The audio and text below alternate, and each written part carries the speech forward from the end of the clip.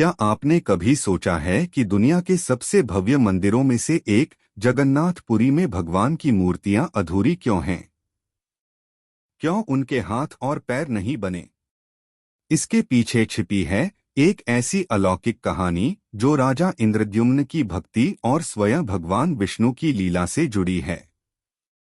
आज के इस वीडियो में हम जानेंगे नील माधव से जगन्नाथ बनने का वो रहस्य जिसे सुनकर आपकी श्रद्धा और बढ़ जाएगी।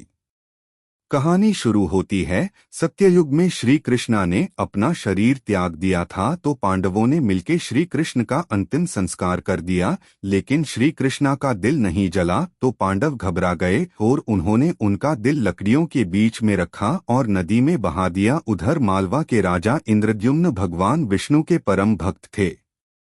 उन्हें पता चला कि ओडिशा के नीलगिरी पर्वतों में सबर जाति के लोग एक गुप्त देवता की पूजा करते हैं जिन्हें नील माधव कहा जाता है। राजा ने अपने चतुर ब्राह्मण विद्यापति को उनकी खोज में भेजा। विद्यापति ने वहां जाकर देखा कि विश्ववसु रोजाना जंगल की गुफा में जाकर नील माधव की पूजा करते हैं।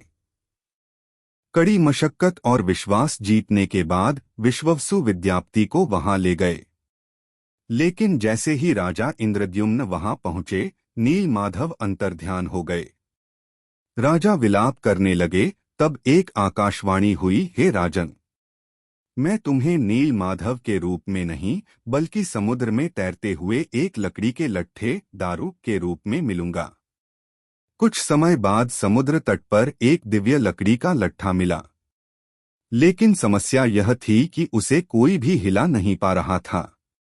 अंत में कबीले के मुखिया विश्ववसु और राजा ने मिलकर उसे बाहर निकाला। अब बारी थी मूर्तियां बनाने की। देश भर के बड़े बड़े कलाकार आए, लेकिन उनकी छेनी उस लकड़ी पर चलते ही टूट जाती। तभी एक वृद्ध मूर्तिकार प्रकट हुए। उन्होंने एक शर्त रखी, मैं 21 दिनों में मूर्तियां बना दूंगा, लेकिन मैं एक बंद कमरे में काम करूंगा। अगर किसी ने भी बीच में दरवाजा खोला तो मैं काम अधूरा छोड़ दूंगा। राजा मान गए। 15 दिन बीत चुके थे। अचानक कमरे से छैने थौड़ी की आवाज आनी बंद हो गई। रानी गुंडिचा को चिंता हुई कि कहीं वृद्ध मूर्तिकार भूखा प्यासा मर तो नहीं गया। उन्होंने राजा को विवश किया और दरवाजा खोल दिया गया। दरवाजा खुलते ही मूर्तिकार गायब था और वहां खड़ी थीं 3 अधूरी मूर्तियां, जगन्नाथ, बलभद्र और सुभद्रा। उनके न पंजे थे, न कान और न ही पैर। राजा अपनी गलती पर बहुत रोए। तब भगवान ने दर्शन देकर कहा, राजन, दुखी मत हो, मैं इसी रूप में यहां रहना चाहता हूं। मैं बिना हाथ के भी सबका दिया स्वीकार कर सकता हूं और बिना पैर के भी पूरे ब्रह्मांड पर नजर रख सकता हूं।